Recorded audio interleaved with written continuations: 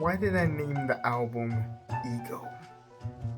I always say, like, don't ever fuck with somebody who makes music, because what happens is if you mess with that person, kind of like if you mess with Taylor Swift, she'll make a song about, you broke the heart or whatever, right?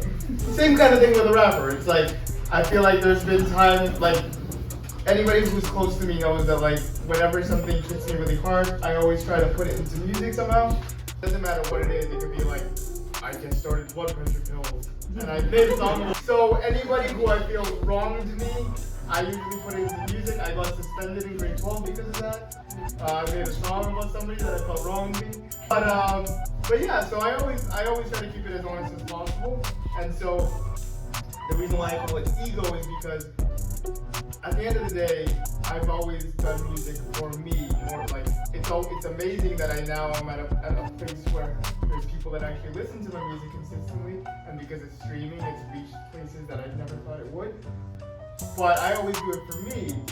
Now, anybody who can relate to a song or feel something, and maybe I've helped them, like I've gotten messages, thankfully it's amazing whenever I get a message saying, Calvin, one of your songs helped me get through this. That's incredible, it still blows my mind. But there's like a level of like, okay, well, what is the balance between doing something for me and making it a reflection of like me and for my own kind of personal journal, versus including someone that might potentially be hurt by a song I made. It's always been a weird balance that you kind of gotta find. So that's what I wanted to play with this album. It's kind of like keeping your ego in check. Like there's a level of doing it for yourself, but also keeping in mind the people you might hurt along the way if you were to put them in a song and be honest. And it has happened before. So I just think that's just part of art too. Like I just feel like art can sometimes hurt people, and it's just being human. You go through things, you feel things. So that's what I wanted to explore, especially with this song called Ego. And it's more entertaining if my ego has like a sexy voice.